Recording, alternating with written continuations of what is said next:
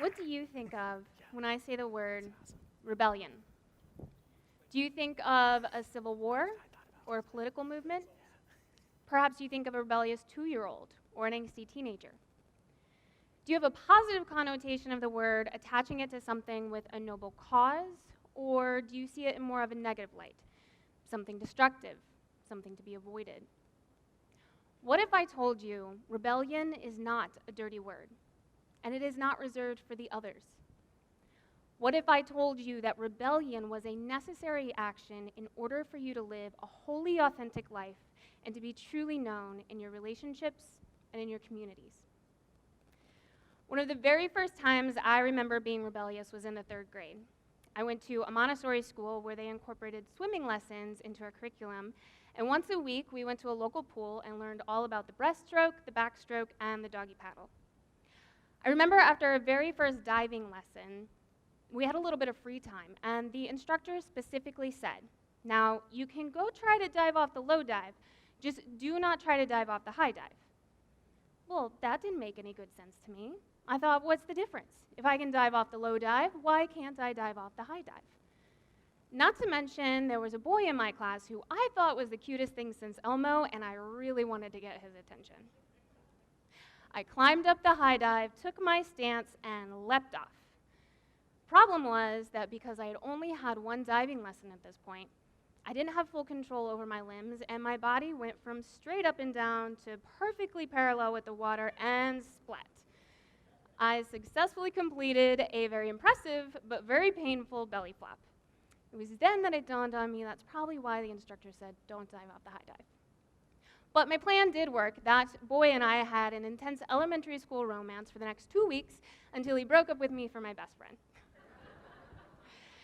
Now, we probably all have a few funny stories like this, and most of those stories are probably from childhood. As we get older, though, we begin to care more about fitting in and what people think of us. We begin to care about doing the right thing, but too often the right thing and the socially acceptable thing get mixed up and confused with one another.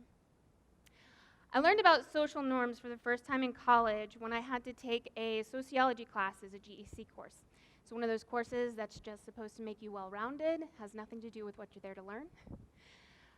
Social norms is the idea that we humans, because we are social creatures and long for companionship, that we will almost always do whatever it is the majority is doing. Basically, nobody wants to be a weirdo and everybody wants to fit in. Has anyone ever seen those videos where someone walks into an elevator and this person is a test subject, unbeknownst to them, and everyone else in the elevator turns around and faces the wall? What do you think the test subject usually does? They almost always also turn around and face the wall. Not because it makes sense, but simply because everyone else is doing it. They doubt themselves, they doubt their intuition, and they don't want to be the odd man out.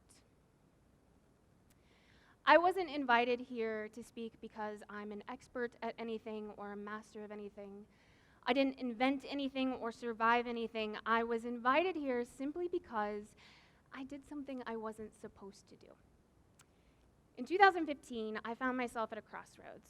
I had finished my bachelor's degree and built what most would consider a solid foundation to a successful career in commercial advertising.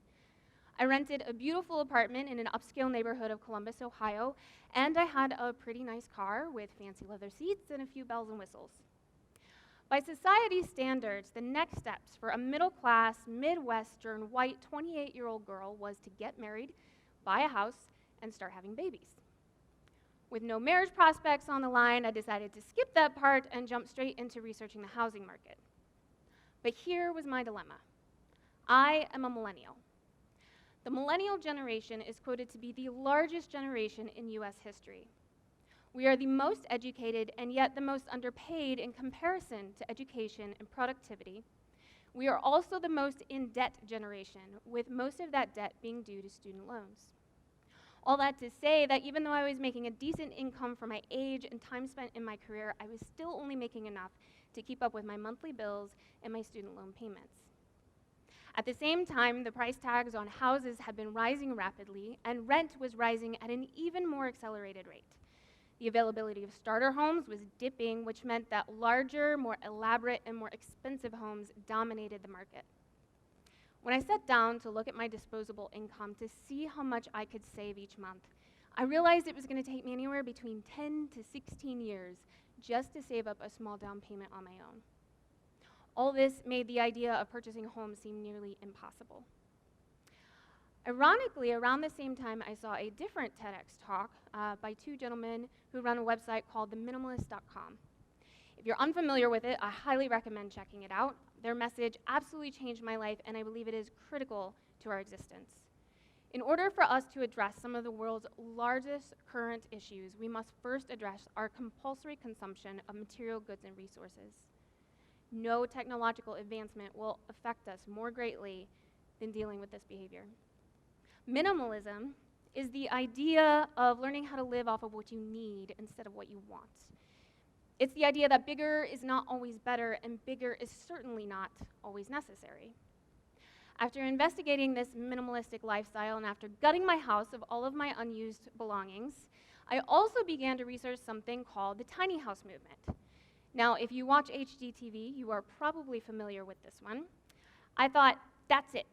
If I can't afford a traditional home and I don't even need all that space anyways, then I'll just build a tiny house, since you can build them for a fraction of the cost. Unfortunately, because of current zoning laws and city ordinances, you are unable to put a tiny house inside the city limits of Columbus, and this is true for most cities across the US. Zoning laws just have not caught up with the current economic and population demands. Through my tiny house research, however, I stumbled across all sorts of people living in all sorts of structures. Some in RVs and campers, some in container homes, earth ships, even some in cargo vans. One morning, sitting in my bedroom, I looked out the back window to the alleyway where my 2004 Acura sedan sat, and I thought, I wonder if I could fit. For the next 2 months, I planned out every detail of how I could live out of my tiny car as my primary residence.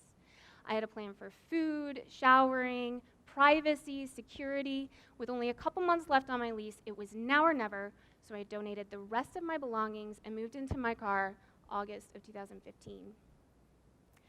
I told myself I would live this way for at least a year, and in that year, I was completely transformed.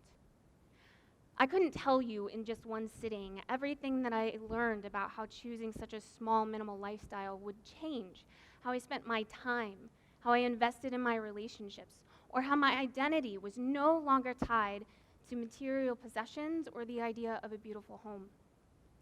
Perhaps the most tangible benefit I could point out for you was that because I had eliminated my largest expenses, being rent and utilities, I was able to pay off $42,000 of student loan debt in full, leaving me completely debt-free.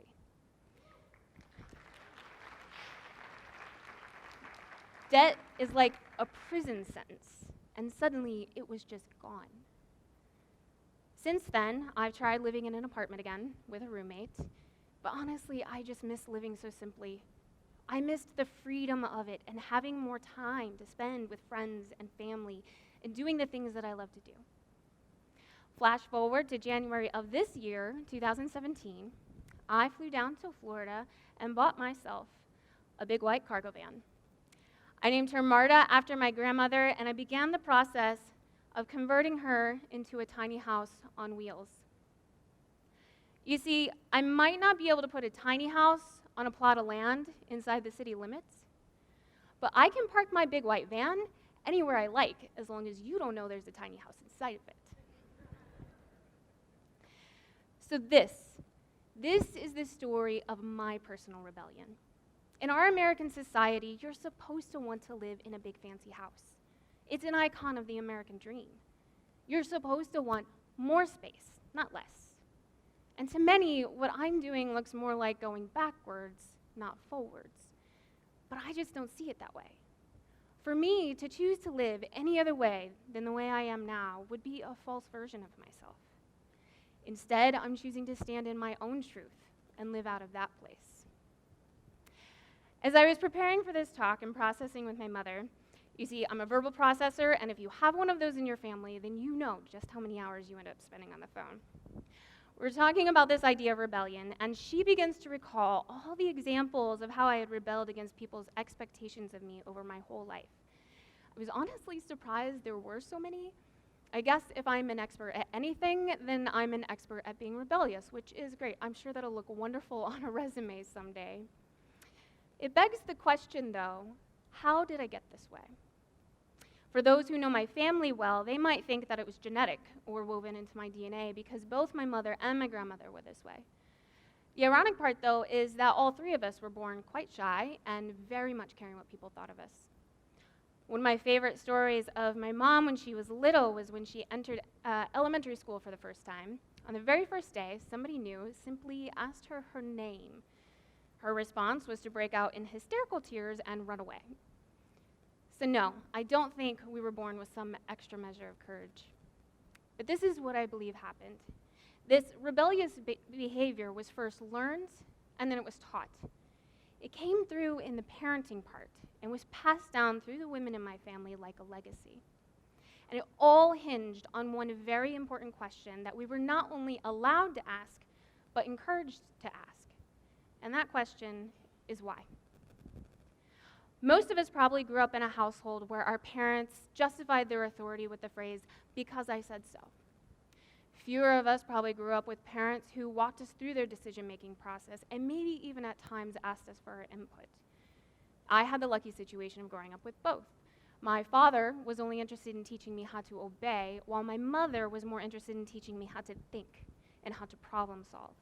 She left room for me to ask the question, why? Now, I'm not advocating that children don't need boundaries, especially when it comes to their safety and learning some of the harder lessons like sharing and eating vegetables. What I am saying, though, is that they need to be able to participate in the dialogue. I'm not a parent, and so I can't speak with certainty on parenting styles, but I was once a shy, people-pleasing child, and I can speak with certainty on how I became the right kind of rebellious, how I learned to have courage and to write my own story, even if it looks a little different. One of the largest pieces of that transition was growing up with the freedom to question my own existence and to question the expectations put on me. Now, given my story of moving into and living out of a vehicle and choosing a smaller, more minimalistic lifestyle, I could have simply talked to you about minimalism. I could have talked to you about America's consumption problem and how if the whole world consumed the way Americans do, we'd need 3 to 5 more Earths just to sustain us. I could have talked to you about how exclusive the housing market is becoming and that tiny houses are just one viable solution. Or we could have talked about the huge environmental costs behind the everyday luxuries that we take for granted. However, there are plenty of fabulous TED and TEDx talks out there on all these topics, and I don't need to repeat them here. What good does it do for us to be educated on the world's issues if we do not value the act of rebellion in our own lives? Rebellion is the very first step in any innovation or change, whether it be on a global scale or a personal one. Now, it is easy to value rebellion in someone else's life, to look on from afar and applaud, maybe even envy those who are willing to make some waves. It is indeed much more difficult to take that leap ourselves, because then we accept the risk of being judged by our peers. And I can't stand here and tell you that that fear isn't at all valid. When I first decided to do this whole living in my car thing, I started a YouTube channel to keep friends and family updated on the experience. If you're interested, you can find it easily just by typing my name into the YouTube search bar. But if you go back to some of my very first posts, you will find one video that's quite somber and melancholy. I posted that video the very first night that I publicly told anyone what I was planning on doing. I had decided to tell a small group of coworkers, and I was surprised to find that for the rest of the evening, I was the punchline of every joke, and they made it quite clear that they thought I was absolutely ridiculous. I came home feeling utterly deflated, and honestly, a little pathetic. Here's what I can say on the other side of it, though. The people who are still in my life, those who are unconditionally in my corner, those people get to do life with the real, authentic version of Eileah. Not the socially constructed version, not the surface version, and not the well-behaved version. No, they get to know me way more deeply than had I chosen a life dictated by social norms. So what is your personal rebellion? What choices are you making that you don't really want to make, but you are simply because you've been told you ought to? What is it that you desperately want to do, but you're afraid to do it only because you're afraid that your friends and family might think you're a bit odd? It usually starts out quietly as a small rustling of the leaves in the back of your heart. It starts out as a crazy idea that's easy to dismiss, but it doesn't really ever go away. If we choose not to dismiss it, if we choose to embrace it, if we are willing to be just a little rebellious, it could change our lives, our communities, our whole world. It could even change the depth of our everyday relationships. And I hope you'll join me. Thank you.